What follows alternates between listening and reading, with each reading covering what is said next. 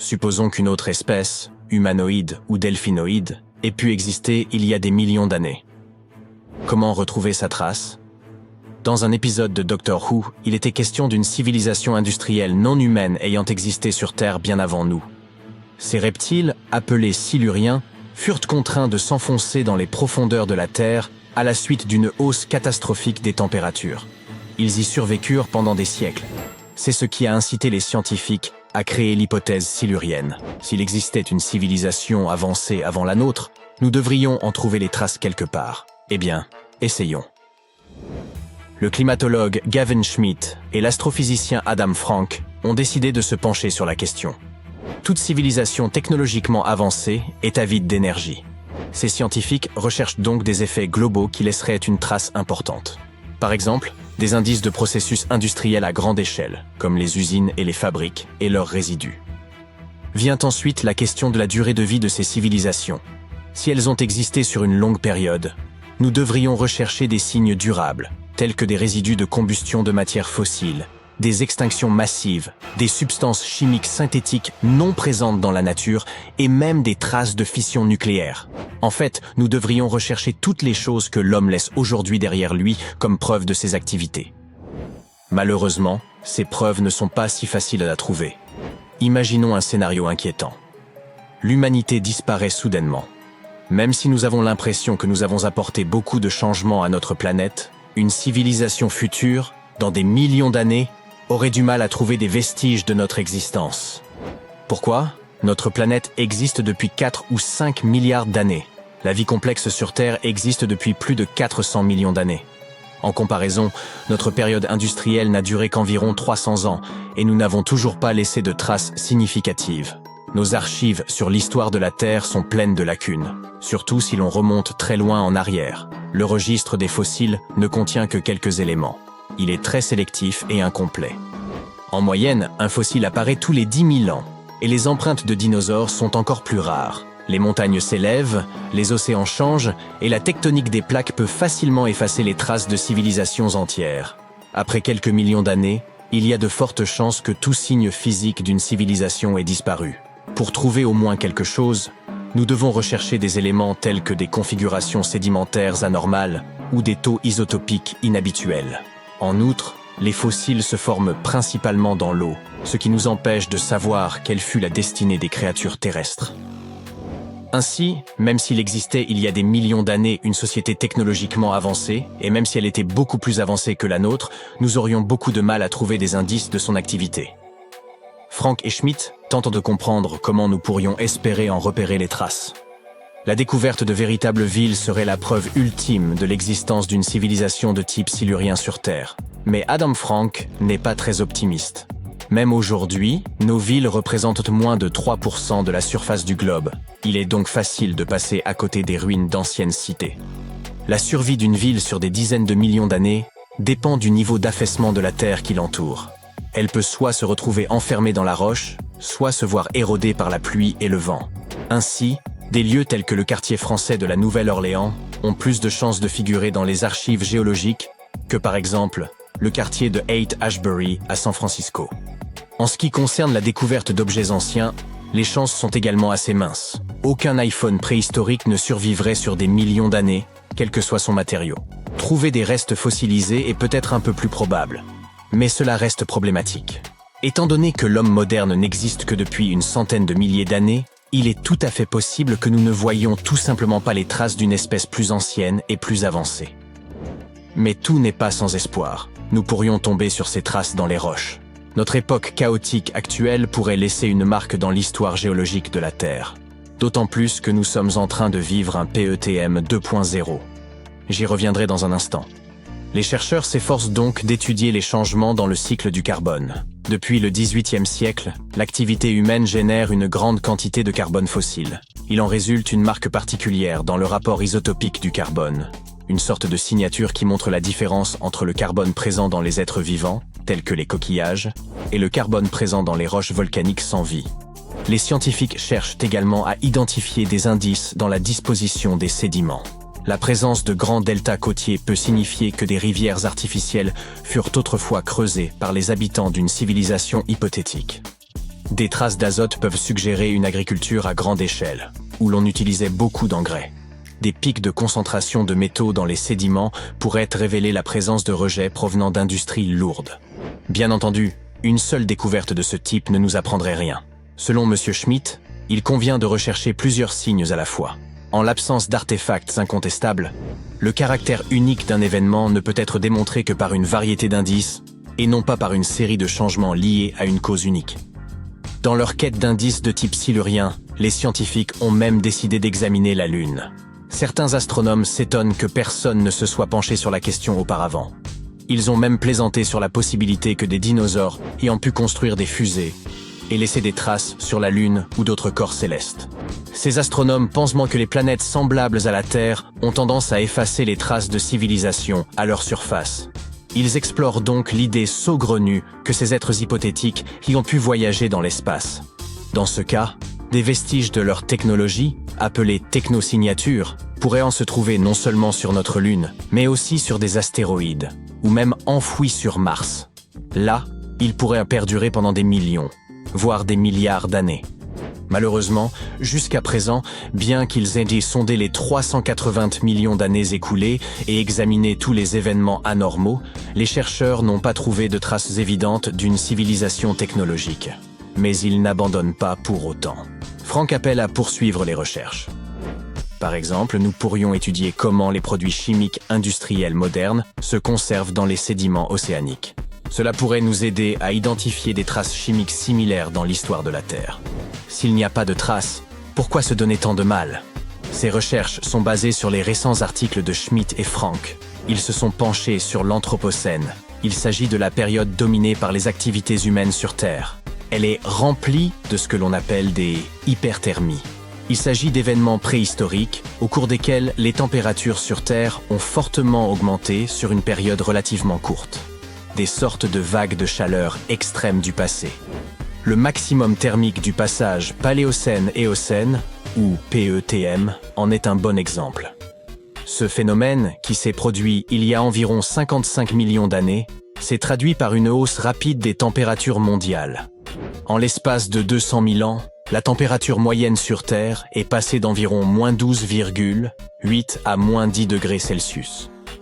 Nous étudions ces hyperthermies pour comprendre comment elles se sont produites, qu'elles soient dues à des causes naturelles ou à des activités humaines.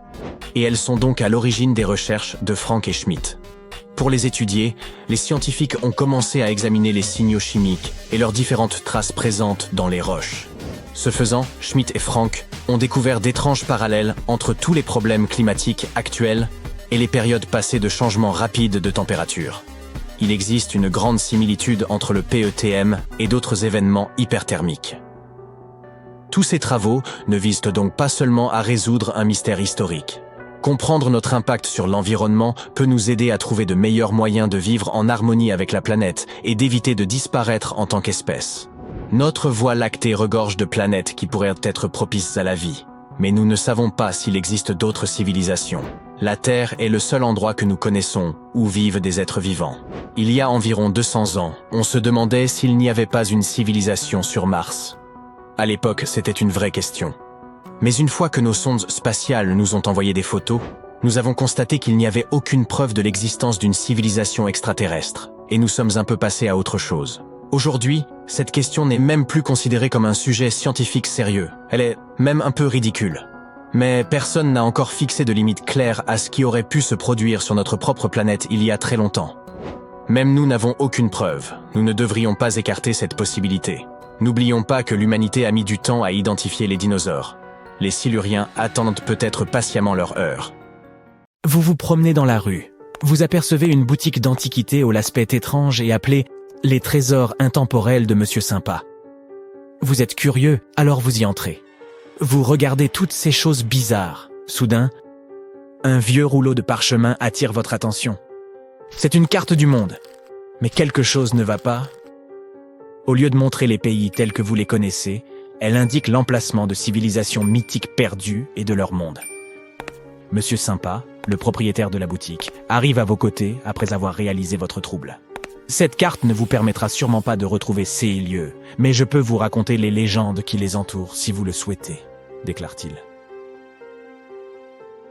Permettez-moi de commencer par l'Atlantide. Vous pourriez la connaître comme étant le royaume sous-marin d'Aquaman, mais en réalité, l'île fictive de l'Atlantide a été introduite pour la première fois dans 2 des œuvres de Platon. D'après lui, Atlantis était une civilisation hautement avancée et qui aurait existé environ 9000 ans avant son propre temps. Son histoire aurait été transmise par les poètes, philosophes et autres dramaturges. Platon a écrit au sujet de l'Atlantide et de ses habitants, afin d'illustrer une morale, et pour mettre en garde contre les dangers de l'arrogance ainsi que la chute inévitable de ceux qui cherchent à accumuler trop de pouvoir. Dans ses dialogues, Platon décrivait l'Atlantide comme un grand et puissant empire, craint et respecté dans toutes les parties du monde. Elle avait été fondée par des êtres qui étaient mi-humains et mi-divins, et elle est très rapidement devenue une puissance navale de premier ordre. L'île regorgeant d'or, d'argent et d'autres métaux précieux, cela a très certainement aidé leur cause. Mais en plus de cela, elle était également connue pour son architecture, à couper le souffle, et sa technologie à nul autre égale, ainsi que pour ses innombrables animaux rares et exotiques.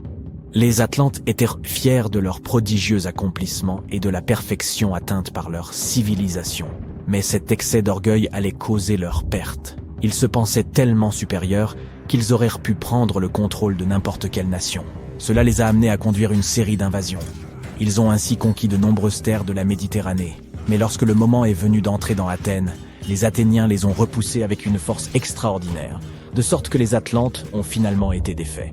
Platon affirmait que les dieux se sont alors mis en colère contre les Atlantes en raison de leur méchanceté, de leur cupidité et de leur manque de morale, si bien qu'elles les ont punis en déclenchant des tremblements de terre qui ont fait sombrer l'Atlantide sous les flots. Bien que les premières traces écrites de l'Atlantide soient les œuvres de Platon, certaines personnes croient toujours que son histoire est basée sur des faits concrets et ont essayé d'identifier l'île de l'Atlantide sur la base de pays réels. Certains ont suggéré qu'elle aurait pu être située en Méditerranée, près des côtes espagnoles ou italiennes. D'autres encore pensaient qu'elle aurait pu se trouver dans les Caraïbes, au large de l'Amérique centrale ou de l'Amérique du Sud. Mais il n'existait aucune preuve tangible permettant d'étayer ces affirmations. Une théorie en particulier a semblé plus plausible que toutes les autres. Située dans la mer Égée, l'île de Santorini était le foyer d'une culture minoenne très avancée.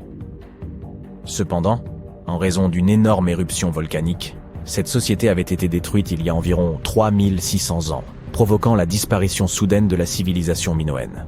Ce similitude entre les Atlantes fictifs et les Minoens historiques ont fait de Santorin la parfaite candidate pour toutes ces spéculations. Pourtant, quelques incohérences majeures persistaient, comme le fait que le moment où Platon replace la destruction de l'Atlantide ne coïncide pas du tout avec celui de l'éruption de Santorin. Ainsi, l'Atlantide continue de n'être considérée comme rien de plus qu'une légende populaire dans le monde scientifique. Progressons maintenant sur la carte en direction du Septentrion, poursuit Monsieur Sympa. Selon la mythologie celtique bretonne, il existait autrefois une ville magnifique appelée Oise, également connue sous le nom de Caeris, et qui surplombait la fameuse baie de Douarnenez en Bretagne. Elle aurait été la cité la plus prospère de tout l'Atlantique. Elle était surtout célèbre pour ses jardins somptueux et ses majestueux édifices. Et tous ses sujets y vivaient heureux et jouissaient du plus grand confort. Dahut, qui était la fille du roi Gradelon dans les légendes et la littérature bretonne, nourrissait un amour profond pour l'océan. Elle avait supplié son père de construire une ville au bord de la mer, et c'est ainsi que la ville d'Is avait été fondée. Elle était bien loin de se douter qu'elle se rendrait responsable de la destruction du cadeau tant chéri que lui avait fait son père. Car voyez-vous, comme la ville était entourée par les flots, il fallait bien qu'elle soit protégée par une digue, flanquée de nombreuses écluses, et ses portes ne pouvaient être ouvertes qu'à marée basse. Et le seul à posséder les clés de ces portes n'était autre que le roi lui-même. Un jour, un beau chevalier vêtu de rouge parvint à la ville, mais ne put en franchir les portes. La princesse Dahut était tant éprise de lui qu'elle voulut le laisser entrer. Elle n'ignorait pas que son père était le gardien de l'unique clé de la ville. Alors elle se faufila dans sa chambre pour la lui dérober. Puis elle la confia à son beau chevalier, afin qu'il puisse pénétrer dans la cité et que tous deux puissent enfin naître ensemble. Cependant, le chevalier rouge s'avéra être le diable en personne, et il laissa intentionnellement la porte ouverte face à la mer déchaînée. Les vagues eurent tôt fait d'engloutir tout Caeris. Le roi Gradlon parvint à s'échapper sur son cheval magique, mais pas sa fille. Elle fut transformée en une sirène maléfique, condamnée à attirer les marins vers leur perte. Aujourd'hui, si vous vous rendez à Quimper, en Bretagne, vous pouvez y trouver la statue du roi Gradelon chevauchant son destrier. Bien que la ville d'Is ne soit qu'une légende, certains habitants de la côte bretonne racontent que les jours où les eaux sont calmes, vous pouvez encore entendre le carillon des cloches de la ville profondément sous la mer, si vous tendez l'oreille. Monsieur Sympa pointe ensuite l'océan Indien sur la carte et dit « Maintenant, avez-vous déjà entendu parler du continent perdu de Lémurie ?» Au milieu du 19e siècle, quelques savants ont suggéré qu'il existait autrefois un continent dans l'océan Indien, quelque part près du sud de l'actuel Sri Lanka. Le premier à populariser cette théorie aura été l'avocat britannique et zoologiste Philip Lutley Sclater. Dans son article « Les mammifères de Madagascar », il a prétendu avoir retrouvé des fossiles de lémurs en Inde plutôt qu'en Afrique. Cependant, cette découverte était proprement bouleversante pour lui, eu égard au fait que la terre d'origine des lémurs, Madagascar, se trouvait beaucoup plus proche de l'Afrique. Il a donc avancé que tout cela n'était possible que si un continent plus grand avait un jour connecté les deux. Il a suggéré que ce continent avait dû finalement sombrer au fond de l'océan. Il l'a ensuite baptisé la Lémurie, et ainsi est née cette théorie. Les chercheurs qui ont succédé à Sclater ont poussé sa théorie un peu plus loin, en avançant que la Lémurie aurait aussi été le foyer d'une race éteinte d'humains, appelés les Lémuriens, lesquels avaient 4 bras et d'énormes corps, et étaient également les ancêtres des humains modernes, ainsi que des petits lémurs contemporains. Bien entendu, au fur et à mesure que de nouvelles découvertes scientifiques ont été faites sur la tectonique des plaques, l'évolution des espèces et l'étude de l'ADN, les théories concernant le continent fictif de Lémurie ont été réfutées. La dernière terre de légende sur notre carte est Agartha, annonce Monsieur Sympa. Prenant ses racines dans le mysticisme oriental, une légende raconte qu'il existerait un royaume répondant au nom d'Agartha et qui se trouverait profondément enfoui sous la surface de la Terre. C'est là que les 4 coins du monde seraient reliés par des chemins et des tunnels.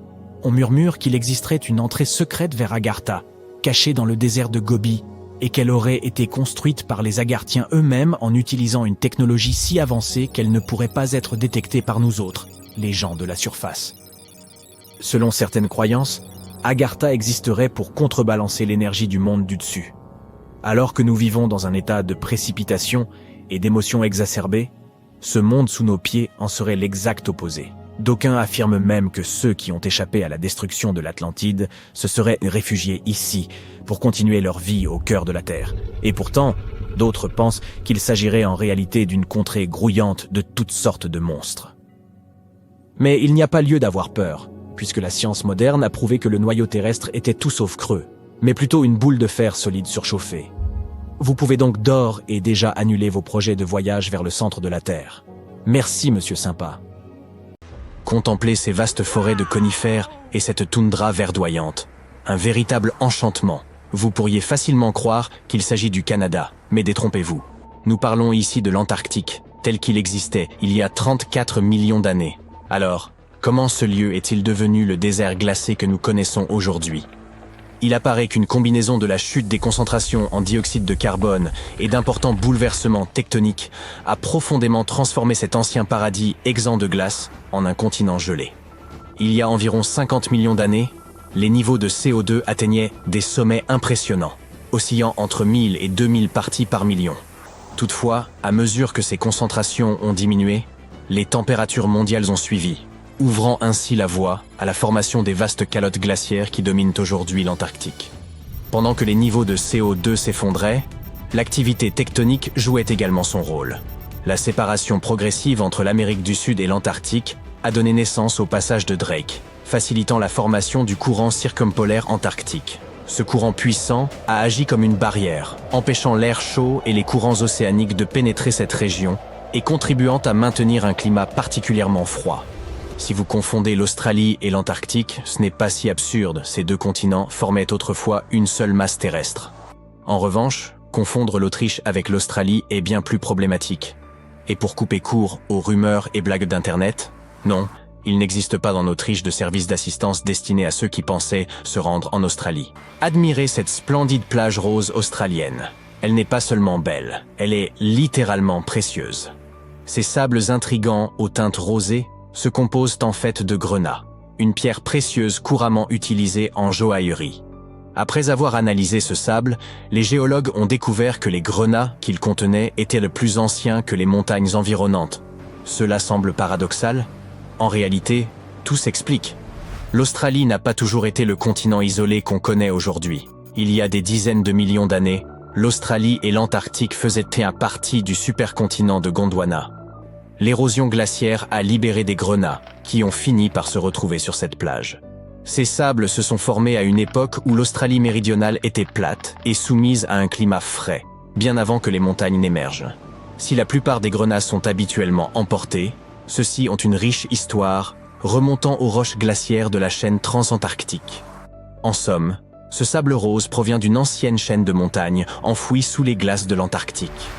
Non seulement la glace de l'Antarctique renferme des pierres précieuses comme le grenat, mais en y regardant de plus près, vous pourriez même découvrir des bâtiments entiers. Cela peut paraître insensé, mais c'est précisément ce qu'a réalisé un explorateur britannique du nom de Chris Brown, qui a mis au jour une structure entière sous la glace. Lors d'une expédition vers le pôle d'inaccessibilité, tout avait pourtant mal commencé. Chris et son fils ont subi une panne d'avion. C'est alors qu'ils ont repéré un buste de Lénine émergeant de la neige. Cet endroit s'est révélé être une ancienne station météorologique. Malgré les températures glaciales, Chris et son fils Mika ont pris grand plaisir à explorer cet endroit unique. Chris s'est fixé un objectif audacieux, conquérir les 7 pôles d'inaccessibilité terrestre. Jusqu'à présent, il en a déjà atteint 5. Vous savez probablement déjà que l'Antarctique est le plus vaste désert de la planète, bien plus étendu que le Sahara ou le Gobi. Pourtant, en dépit de son extrême aridité, ce continent abrite une cascade pour le moins étrange. Située dans les vallées sèches de McMurdo, cette chute d'eau, haute de 5 étages, donne l'impression de déverser de l'hémoglobine. Ce phénomène fascinant porte d'ailleurs un nom évocateur, les chutes de sang. Bien que cette cascade cramoisie puisse sembler étrange, voire inquiétante, son origine s'explique facilement. L'eau qui alimente ce phénomène était à l'origine un lac salé, mais elle a été progressivement isolée du monde extérieur par la formation de glaciers. Aujourd'hui, cette eau millénaire repose à environ 400 mètres sous la surface et a atteint une salinité 3 fois supérieure à celle de l'océan. Chargée en fer, elle ne reçoit ni oxygène ni lumière. Lorsqu'elle s'infiltre à travers une fissure du glacier et entre en contact avec l'air, le fer s'oxyde, donnant à l'eau sa teinte rouge foncée, semblable à de la rouille. On croit souvent à tort qu'aucune espèce d'insecte ne vit en Antarctique. Pourtant, ce n'est pas tout à fait vrai, car un minuscule moucheron, connu sous le nom de Belgica antarctica, y a élu domicile. Par ailleurs, on y trouve également quelques araignées. Ces araignées ne sont pas celles que vous trouvez nichées dans les coins sombres de votre maison. Ce sont des créatures marines qui vivent dans l'obscurité glaciale des profondeurs de l'océan Antarctique. Ces arthropodes étonnants peuvent atteindre une envergure d'environ 50 cm. Comme si leur taille n'était pas déjà impressionnante, elles respirent aussi grâce à de petites ouvertures situées dans leurs pattes. Si l'on vous demande quelle couleur vous associez à l'Antarctique, vous penserez sans doute au blanc, tout comme moi. Cependant, ce continent glacé peut parfois évoquer une tranche de pastèque. Cette neige colorée doit son aspect à une micro-algue robuste appelée Chlamydomonas nivalis. Lors des mois d'été en Antarctique, lorsque les températures remontent, ces algues libèrent des spores aux teintes éclatantes de rouge et de vert, donnant à la neige des couleurs vives et surprenantes. Toutefois, il est préférable de ne pas s'en approcher, car cette neige, bien que fascinante, est également toxique et absolument impropre à la consommation. La recherche de fossiles est toujours passionnante, mais quand cela se fait dans l'un des lieux les plus isolés de la planète, l'aventure devient encore plus exaltante. Une équipe de scientifiques pluridisciplinaires a récemment réalisé une découverte exceptionnelle, ramenant plus d'1 tonne de fossiles de vie marine ancienne, de dinosaures et d'oiseaux datant de la période du Crétacé supérieur, il y a environ 71 millions d'années. Leur périple a commencé par un vol vers l'Amérique du Sud, suivi d'une traversée de 5 jours du redoutable passage de Drake. Une fois arrivés en Antarctique, ils ont établi leur campement en utilisant des hélicoptères et des bateaux pneumatiques. Vous vous demandez peut-être, pourquoi rechercher des fossiles en Antarctique, malgré la glace omniprésente? En réalité, certaines zones révèlent à des affleurements rocheux selon la saison. L'équipe s'est rendue sur l'île James Ross, située sur la péninsule antarctique, durant les mois de février et mars. Il s'agit d'une période estivale où les roches de cette région, datant parfois de l'ère des dinosaures, sont exposées. L'expédition a porté ses fruits, avec la découverte de plus d'1 tonne de fossiles remarquables. Les spécimens seront d'abord transportés au Chili, avant d'arriver au musée Carnegie d'histoire naturelle de Pittsburgh. Parmi ces découvertes, des fossiles datant d'environ 71 millions à 67 millions d'années, comprenant des escargots, des palourdes et diverses créatures marines, témoignent de la richesse de cet ancien patrimoine. Regardez ce ver marin intrigant. On pourrait imaginer qu'il vivrait à Los Angeles et deviendrait la star d'un film d'horreur, mais il préfère les eaux glaciales de l'océan austral, près de l'Antarctique. Ces vers impressionnants peuvent atteindre jusqu'à 20 cm de long et 10 cm de large. Cependant, leur apparence terrifiante est trompeuse. Des études montrent qu'ils jouent un rôle essentiel dans le maintien de l'équilibre des écosystèmes. Quant à leur tête, ne vous méprenez pas. Ce n'est qu'une gorge rétractable, pourvue de dents, qui leur permet de se nourrir efficacement. L'Antarctique regorge de créatures insolites et quelque peu effrayantes. Laissez-nous vous présenter le Promacocrinus fragarius. Contrairement à Patrick de Bob l'éponge, elle ressemble plutôt à une créature abyssale digne d'un film d'horreur. Imaginez, 20 bras sinueux, certains atteignant jusqu'à 20 cm, ornés de petites bosses étranges. De quoi donner des frissons? Non. En 2014, des chercheurs ont enfoui 34 sismographes sous la neige de l'immense plateforme de glace de Ross, une véritable plaque de glace de la taille du Texas, flottant sur l'océan austral. Ces appareils ingénieux ont capté un bourdonnement presque constant. Bien que ces sons, à très basse fréquence, échappent à l'ouïe humaine, les scientifiques ont réussi à les rendre audibles, et ils ont même partagé cet enregistrement étrange en ligne. Un glaciologue de l'Université de Chicago explique que si ce bourdonnement était perceptible par nos oreilles, il évoquerait une nuée de cigales envahissant un jardin en plein été. Cependant, ces experts des glaciers ne cherchaient pas de son mystérieux mais surveillaient la barrière de Ross, car le réchauffement climatique fait fondre la glace à une vitesse inquiétante, plus rapide encore qu'un sorbet sous le soleil estival. Les plateformes de glace jouent un rôle crucial, un peu comme des bouchons de sécurité, empêchant d'énormes masses de glace de plonger dans l'océan. Mais alors, d'où vient ce bruit incessant? Il est probablement causé par des vents puissants balayant les dunes glacées et générant ainsi des vibrations naturelles. On ne se rend pas forcément compte à quel point le nom d'Uranus peut être tordant pour un anglophone. Et oui, pour eux, c'est la planète Ioranus. Pourtant, les choses auraient pu suivre un autre cours. À l'origine, Uranus devait porter le nom noble et imposant de George en hommage au roi George III, conformément aux souhaits des astronomes. Mais ils ont finalement renoncé à cette idée, et aujourd'hui, Uranus est souvent la cible de moqueries. Si vous calculez le coût total d'une mission spatiale et que vous le rapportez au poids de sa cargaison, vous obtiendrez des chiffres vertigineux. En 2016, d'après les experts, il fallait compter 10 000 $ pour expédier une livre de matériel dans l'espace. Mais désormais, les coûts se sont envolés. Le fret des vaisseaux Cygnus dépasse les 43 000 $ par livre, tandis que les nouvelles capsules de SpaceX affichent un tarif avoisinant les 27 000 $. Vous trouvez excessif de payer 5 $ pour une bouteille d'eau à l'aéroport. Imaginez alors qu'une bouteille d'eau dans l'espace coûterait entre 9 000 et 43 000 $, et cela uniquement pour sa livraison. En ce qui concerne l'eau dans l'espace, elle était autrefois considérée comme une ressource extrêmement rare. Cependant, la réalité est tout autre. De la glace d'eau se trouve un peu partout dans notre système solaire. Il n'est donc pas nécessaire de payer des sommes astronomiques pour une bouteille à 43 000 $. Cette glace se cache dans les comètes, les astéroïdes, et même dans des cratères peu visibles sur Mercure et la Lune. Il reste toutefois incertain que ces réserves soient suffisantes pour soutenir des colonies humaines. Mars, par exemple, recèle de la glace à ses pôles, dissimulée sous la poussière et le givre en surface. De plus petits corps célestes, tels qu'Encelade, la lune de Saturne ou la planète naine Cérès, renferment également de la glace. Les chercheurs de la NASA estiment même qu'il pourrait exister une forme de vie sur Europe, la lune de Jupiter, car sa croûte glacée pourrait bien cacher de l'eau liquide. Bien qu'Europe soit beaucoup plus petite que la Terre, elle pourrait abriter un océan suffisamment vaste pour contenir 2 fois plus d'eau que l'ensemble des océans terrestres réunis. En 2009, des chercheurs étudiant un vaste nuage de gaz et de poussière au cœur de notre galaxie ont fait une découverte des plus surprenantes. Ils ont identifié la présence de formiate d'éthyle dans ce nuage. Cette molécule chimique est à l'origine de la saveur agréable des framboises et dégage un parfum qui rappelle celui du rhum. Par ailleurs, une région voisine regorge d'éthanol, la même substance que l'on retrouve dans les boissons alcoolisées. En fait, il y aurait dans cette région suffisamment d'alcool pour offrir à chaque habitant de la Terre 300 000 pintes de bière quotidienne, et ce, pour le prochain milliard d'années.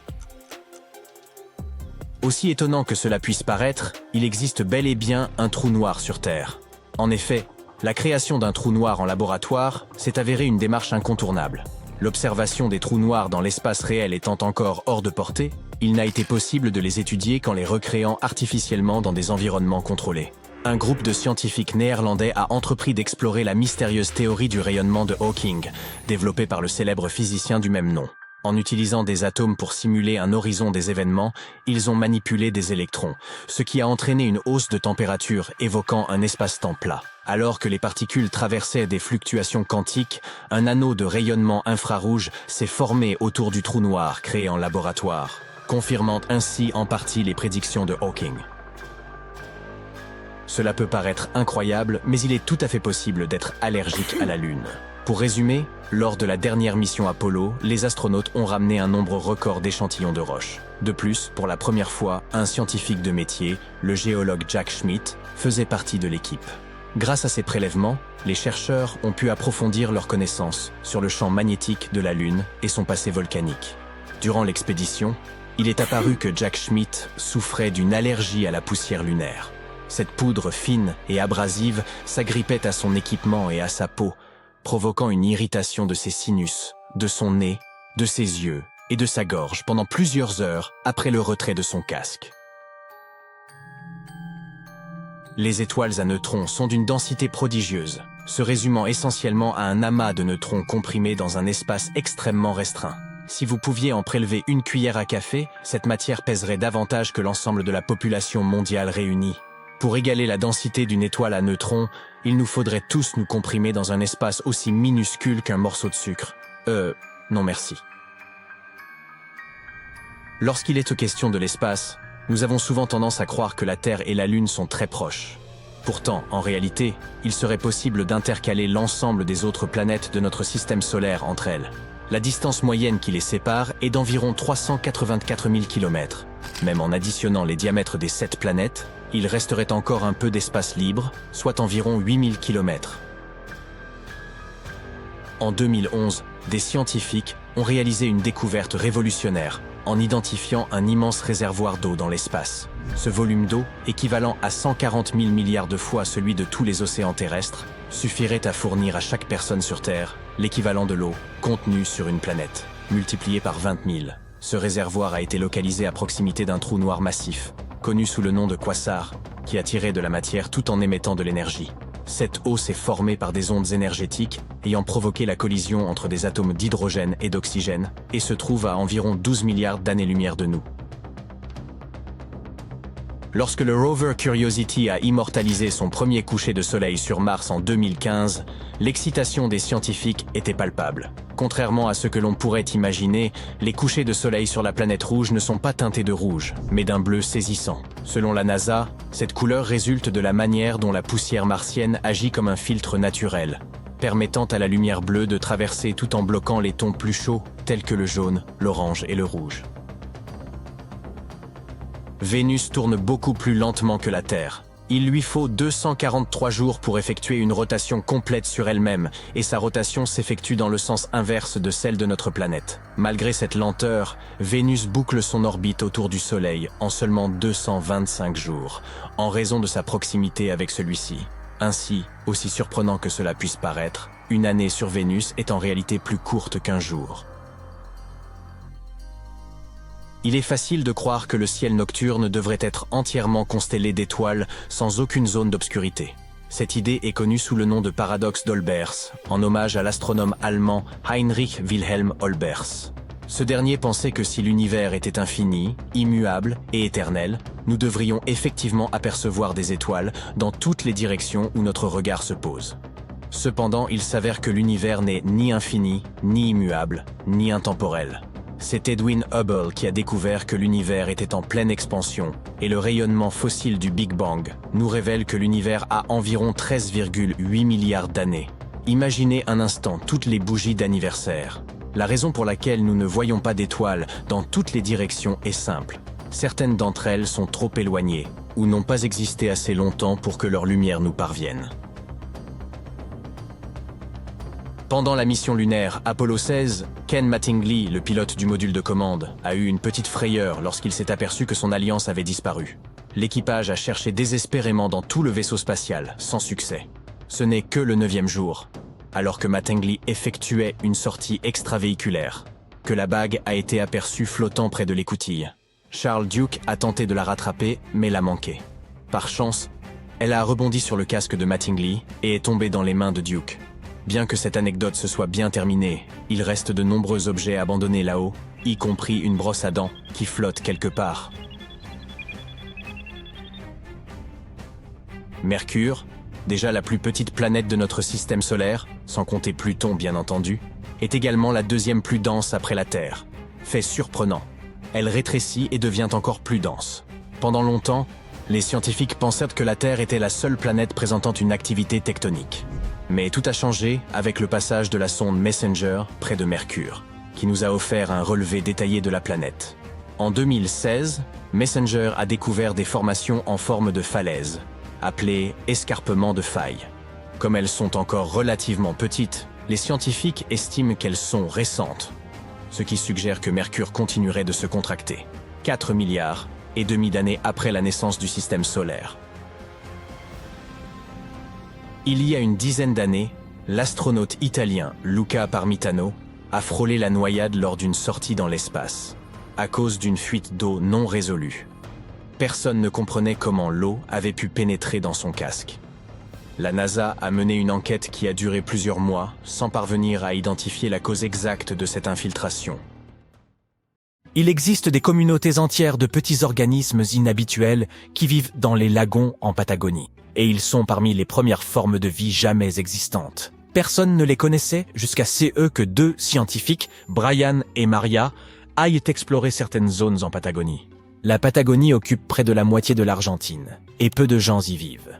Seulement quelques agriculteurs et éleveurs de moutons qui restent principalement près des rivières et cultivent des choses comme des pommes, des poires et de la luzerne. Il y a longtemps, c'était un endroit sauvage et lointain où vivaient des tribus indiennes.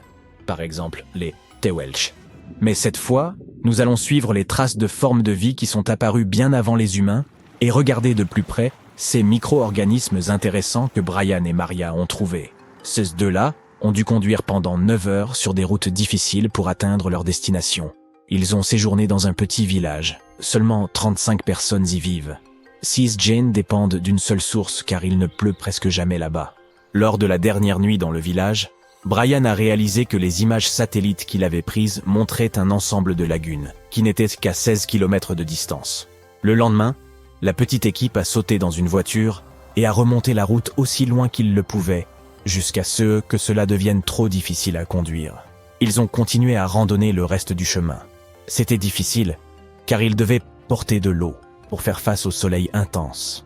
À certains endroits, ils ont fini par s'enfoncer jusqu'aux genoux dans une bouillie de sel. Là-haut, il y avait 12 lagons aux eaux parfaitement claires. Le lieu lui-même ne offrait pas grand-chose à part de l'eau très acide et salée et un soleil direct et intense.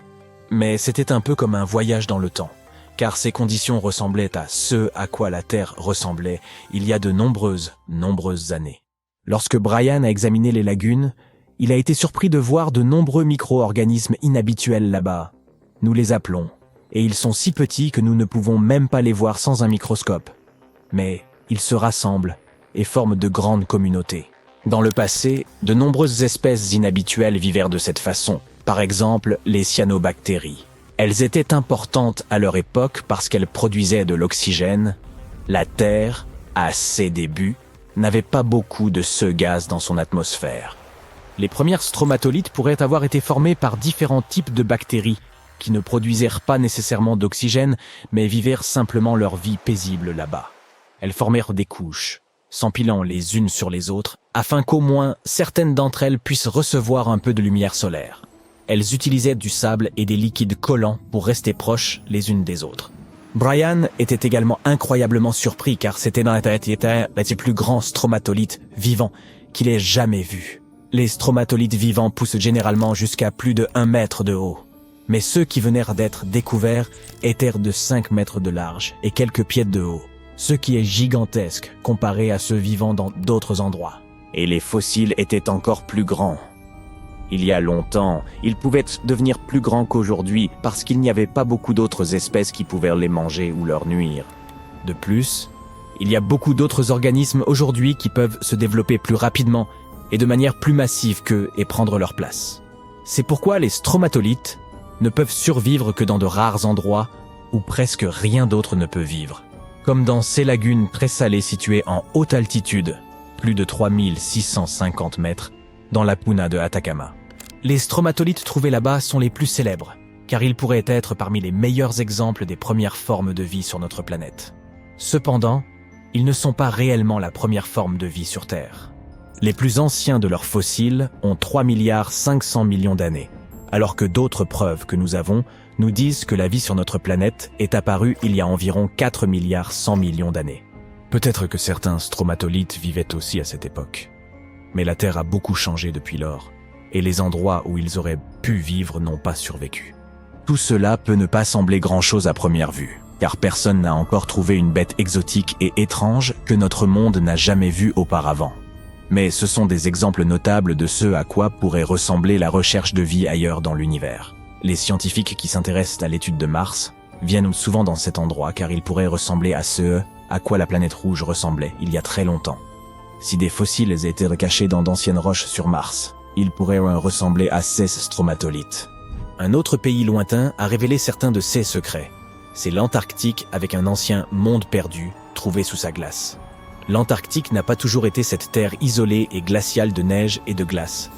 Autrefois, elle faisait partie du supercontinent Gondwana, avec ce qui est maintenant l'Amérique du Sud, l'Afrique, l'Australie, la péninsule arabique et le sous-continent indien. Mais à un certain moment, elle s'est séparée et a commencé à construire une vie à part. Elle s'est formée lorsque d'autres masses terrestres ont commencé à se déplacer, ce qui a formé sa côte. Mais l'Antarctique était également différent à bien d'autres égards à cette époque. C'était une terre recouverte de magnifiques forêts et de rivières pleines de vie. Les scientifiques ont utilisé des radars et des satellites pour explorer un monde mystérieux caché sous la glace là-bas. Cette ancienne terre, qui est proche de l'océan Indien, est aussi grande que l'État américain du Maryland ou la Belgique. Elle a plus de 14 millions d'années. Certaines études disent que cette zone s'est formée il y a plus de 34 millions d'années, bien avant que l'Antarctique ne tombe dans son grand gel. Au début, les températures y étaient plus élevées. Peut-être comme le temps en Patagonie ou les forêts pluviales tempérées froides de Tasmanie, Nouvelle-Zélande, ou peut-être même plus tropicales que cela. Mais alors que le climat devenait plus frais, de petits glaciers ont commencé à se former sur les collines près des rivières. Les vallées se sont enfoncées davantage à cause de toute cette glace qui les recouvrait. Et puis, les températures ont encore baissé. Et une énorme couche de glace a recouvert tout le continent, cachant ces anciens glaciers. Des rivières ont façonné ce monde perdu il y a longtemps, bien avant qu'ils ne finissent par être recouverts de glace presque 3,2 km d'épaisseur à certains endroits. Des études scientifiques de cette région ont montré que ces paysages étaient remplis de hautes terres et de montagnes. La glace qui s'était formée sur l'Antarctique a rendu toute la région très froide, de sorte que le paysage ne pouvait plus s'éroder. Cela signifie que tout est resté essentiellement le même et intact sous la glace pendant des millions et des millions d'années.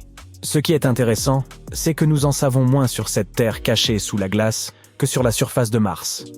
Une façon de l'explorer davantage serait de forer ces calottes glaciaires pour vérifier les échantillons de sédiments en dessous. Il pourrait nous en dire plus sur la flore et la faune ancienne congelées en dessous.